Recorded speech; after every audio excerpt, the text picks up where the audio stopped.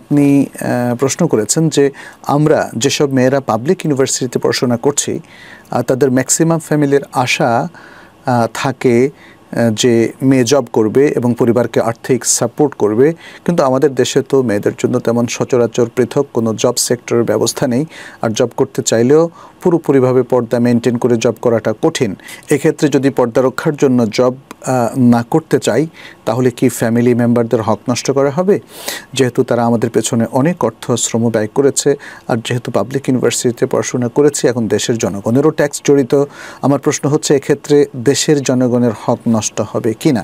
তার মানে আপনার প্রশ্নের দুটো মেইন পয়েন্ট, একটা হলো চাকরি তাদের ইচ্ছা মতো পছন্দ মতো চাকরি না করার কারণে ফ্যামিলি মেম্বারদের হক নষ্ট হবে কি না, আর পাবলিক ইউনিভার্সিটিতে পড়ার পরেও তারপরেও যদি আমি দেশের সেবার জন্য এভাবে এই ধরনের পর্দাবিহীন চাকরিগুলো না করি তাহলে কি জনগণের হক নষ্ট হবে কি না?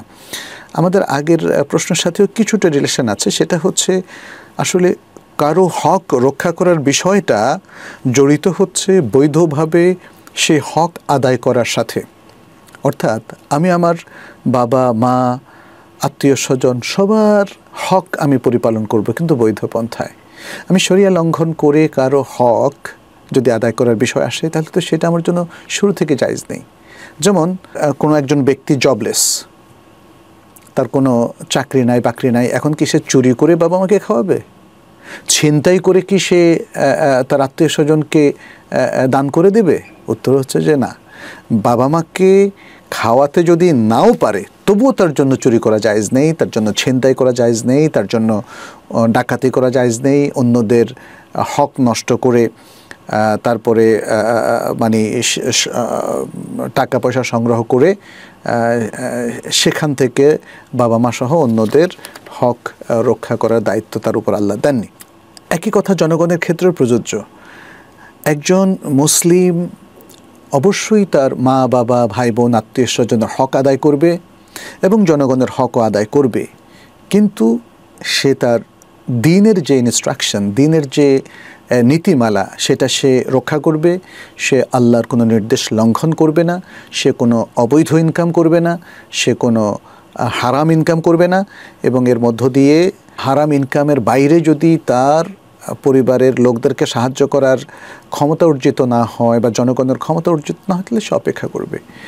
এটা মোটেই গ্রহণযোগ্য নয় যে একজন মানুষ সারা জীবন ধরে কোনো কিছু করতে পারবে না। এটা ফর দ্য টাইম বিং। আর মেয়েদের জন্য আপনি যেহেতু শেফালি আক্তার একজন মহিলা, আপনি অবশ্যই পর্দা মেনটেন করে এবং শরিয়াতের অন্যান্য শর্ত রক্ষা করেই যদি চাকরি করতে চান করতে হবে। শরিয়া কিন্তু আপনাকে শিক্ষকতা করতে নিষেধ করেনি। শরিয়া ইভেন আপনাকে এন্টারপ্রেনারশিপ মেনটেন করতে নিষেধ করেনি, অর্থাৎ আপনি উদ্যোক্তা হতে পারেন, কিন্তু আপনাকে এই উদ্যোক্তা হওয়ার পরে আপনি যদি ব্যবসা বাণিজ্য করেন বা যে সার্ভিসগুলো দিচ্ছেন সেখানে শরিয়া মেনটেন করে সার্ভিসটা দিতে হবে।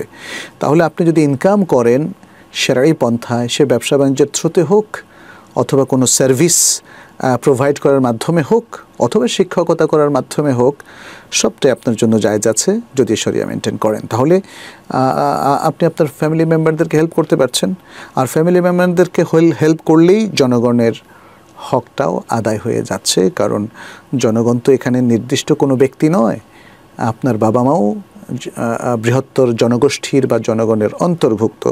অতএব যে সার্ভিসটা আমি দেশে দিচ্ছি সেটা প্রত্যক্ষ বা পরোক্ষভাবে কোনো না কোনোভাবে এটা জনগণের উপকারে আসছে, আমাদের দেশের উপকারে আসছে।